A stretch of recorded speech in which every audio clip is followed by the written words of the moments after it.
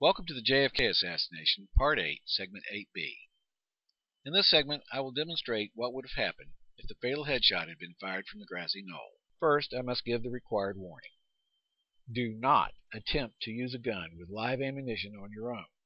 You must not attempt to reproduce what you see here without having an expert in firearms with you at all times. Be aware that you can kill or severely wound yourself or others for up to a mile away, possibly farther. The next theory we heard was the fatal bullet came from the grassy knoll. Not a government theory, but a theory from the general public. And because of this, I have ignored this theory, since I knew it was impossible to produce the wounds from this location. And consequently, I've never done the math to see what would have happened if one fired from the grassy knoll at the president. That was a big mistake. Let me show you the math and you'll see why. In order to set up this shot, I had to figure out how many degrees to the front and side of the limousine to place the assassin on the grassy knoll. The shot occurred along the straight part of the road. This means the center line of the car ran parallel to the curb. In Part 1, I showed you that the bullet struck the president when he was directly in front of Mr. Zapruder. Because of these two factors, I can simply place a cross in the middle of the limousine and then draw a line from the middle of the exit wound toward the fence on the grassy knoll.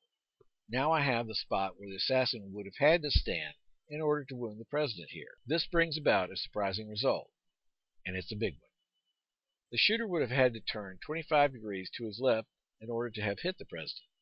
That means that the bullet would have traveled perpendicular or at a 90-degree angle to the side of the president's head. This means the bullet would have passed straight through from the right side to the left side of the head at a 0-degree horizontal angle.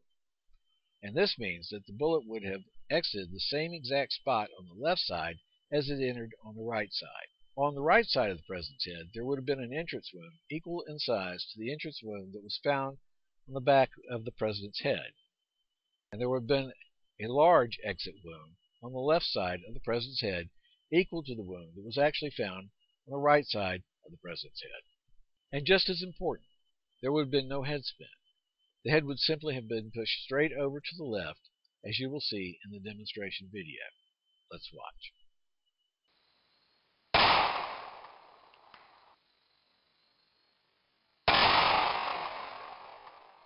As predicted, the head was simply pushed to the opposite side.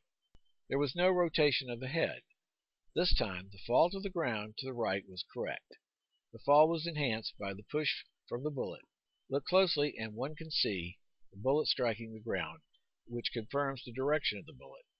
Unfortunately, when I had to move the camera, I was not aware of the importance of capturing the side of the bullet hitting the ground and did not take steps to ensure that this was completely in the video.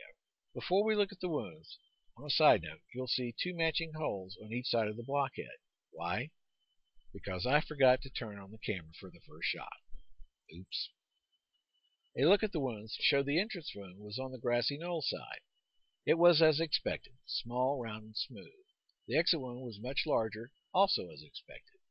All of this added together means that it is mathematically impossible for the fatal headshot to have come from the grassy knoll. And let me emphasize that. It's not just unlikely, it is mathematically impossible.